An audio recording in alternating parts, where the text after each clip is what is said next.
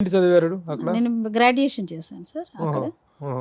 తర్వాత ఇక్కడ హైదరాబాద్ వచ్చాక పీజీ కంప్యూటర్స్ చేశాను. తర్వాత మరి ఆ ఎడ్యుకేషన్‌తో మీకు జాబ్ పరంగా ఎలాంటి జాబ్ అవకాశాలు అంటే ఏర్పడ్డాయి? 10th క్లాస్ వరకు నేను అంటే క్రిస్టియన్ హాస్టల్, క్రిస్టియన్ స్కూల్ కదా! చదివిన చదువుకి చాలా హోప్స్ ఉండేవి జాబ్స్ మీద. సరే బాగా చదువుకున్నాము, వేరే పనేముండదు కదా సార్. చదువు, చదువు, చదువు ఇదే చదువు. ప్రతి సంవత్సరం ఒక ఆపరేషను, ఎండాకాలం అంతా హాస్పిటల్. ఇయర్ అంతా చదువుకోవడం, సమ్మర్‌లో ఆపరేషన్. అట్లా నాకు 8 ఆపరేషన్స్ అయినాయి. ప్రతి సమ్మర్ ఒక ఆపరేషన్. అంటే ఒక్కొక్క కరెక్షన్ చేసుకుంటూ కూర్చోపెట్టి, నడిపించి, మెట్లు చిన్న చిన్న మెట్లు ఎక్కిపించి, కర్రలు వాటితో సాయంతో అట్లా ఇండిపెండెంట్‌గా నేను నడిచి, ఇండిపెండెంట్‌గా నేను స్కూల్‌కి వెళ్ళే వరకు ఆవిడ తయారు చేశారు.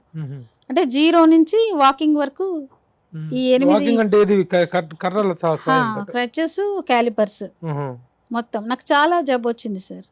అంటే వెన్నెముక ఈ పక్కన స్కోలియోసిస్ అంటారు. ఒక పక్క అంతా బెండ్ అట్లా. దేనివల్ల ఈ కర్రలు అలా పెట్టుకొని నడవటం వల్ల? లేదు పోలియోలోనే సార్. పోలియోలోనే. పోలియోలోనే అది వచ్చేసిందనమాట. అంటే ఎముకలు కరిగిపోయే లక్షణం ఇంటర్నల్‌గానే ఉంటదనమాట.